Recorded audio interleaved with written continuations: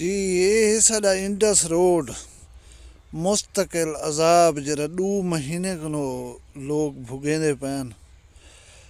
अगर गवर्नमेंट ना ही बना सकती, बजट अवेलेबल ना हन तो कुछ छेड़ना ना। तले बहुत अच्छा रोड पे जा, उत्ते पत्थर सट के ना कोई ठेकेदार है, ना ही दी लेवलेंगे, ना ही दे सब्बे सट्टी गिए, ना ही दे पानी लगता पे। आबादियां गुंजान आबादियां जो ये रोड टपदे सारे जलील हैं। धूड़ मिट्टी खा खा के अवाम दा हशर खराब है। और कोई पता का नहीं है कदा बनसी किवें बनसी। कोई शोदा टायर पंचर की खड़े, कोई राड तरोड़ी खड़े, बंदे मर गए, ढाए कहीं जख्मी थी गए, कोई कहीं को एहसास का नहीं। अल्लाह वास्ते कोई अरबाब इख्तियार देता पे मेरी वीडियो को तो प्लीज़ ही अजाब कने अवाम दी जान छुड़वाओ, तुहारी बहुत मेहरबानी होसी। बिस्मिल्लाहिर्रहमानिर्रहीम, अस्सलामु अलैकुम वरहमतुल्लाहि वबरकातुहू। वखरे स्टूडियो दे विच खड़ के तुहारे वास्ते वीडियो बनाने पियो। असां रोज़ अपनी वीडियोज़ दे विच पॉजिटिव मैसेज देनू, वसेब को, मुआशरे को मुहब्बतें दा सबक देनू, बाहमी एहतराम दा सबक देनू।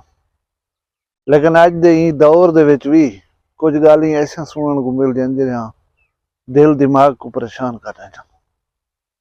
सवेरे सवेरे खबर मिली है रुझान मजारी साडा हमसाया इलाका है, उनका एक इलाका है चक कड़िया, उनदे विच दो बिरादरियां दे विच झगड़ा थी गया। हुण मैं झगड़े दी तुहानू वजह दसां, तुसां यकीनन अफसोस करे सो। नलका लगा खड़ा, उनदे उत्ते पानी भरण दे उत्ते झगड़ा थींदे दो बिरादरियां दरमियान। आजादाना दिग्गे सोटे चलदन, कुहाड़ियां काटियां चलदन। 6 बंदे शदीद जख्मी थी गए। उन्हें को शेख खलीफा हस्पताल रुझान दे विच एडमिट कराया वेंदे और ई वेले तक कोई पता गै नहीं उन्हें शुदी ना क्या बने। यार अज दे ई तरक्की दे दौर च, शऊर दे दौर च ऐसे जेड़े जिले इल्म च आंदन, यकीन करो अफसोस थींदे। इंसान दी जान बड़ी कीमती है। ना साडा वसेब ना साडा मुल्क इन्हें इस किस्म के तनाज़ात या झेड़े झगड़ियां का मुतहम्मिल नहीं थी सकता। काइंडली एक दूजे को बर्दाश्त करना सीखो। कोई गाल जी थी पई हो जिन तो गुस्सा आ वने, इग्नोर करके वडे वडे फसाद टाले वन सकदन। अल्लाह असारी कौम को, सारी वसेब को इज्तमाही शऊर अता करे। दूजी गाल है, रात में वीडियो लेदा पिया, वो मासी कराची वाली आई वधी थी 15 मिनट नान सटा पलैस साह नहीं सी कीता। वो हुण खैर दे नाल सारे डेरा गाजी खान दा उर्स पढ़दी बैठी है ते मैं डेरा गाजी खान ले यूट्यूबर को अक्सर को रिएक्शन ना दो, चुप करो, ठीक है। ये सारा जरा खेल है ना, जको वो आदि पिए व्यूज का खेल है। मेरे ना ते व्यूज ना हासिल करो। डिठा वने तो तुसीं असाडे एक डेरा गाजी खान दे बंदे दे उत्ते ये जरा सिस्टम बना के व्यूज गिधन, ठीक है ना।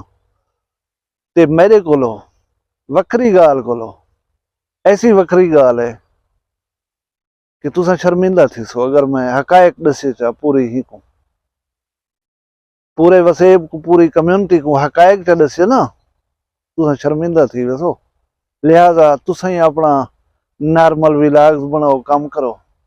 ते डेरा गाजी खान ले मेरे भिरा आई नॉर्मल विलाग्स बने सन और अपना काम करे सन। बस वो जेदा मिशन आ, जो मिशन आ वो तुहारा सक्सेसफुल है या फेल है वो तुहारा इशू आ, साडा नहीं। जस्ट एक मसला उठा हा, उनको एक न्यूज़ के तौर से असा अपने सब्सक्राइबर्स फैमिली को आगाह किया हा। जस्ट वंस और twice times we discuss that. बशर्ते जिंदगी कल नवी वीडियो नाल मिलसूं। अल्लाह तो अपनी हिफ्ज़ो माने रखे। मैं कोई इजाज़त देसो।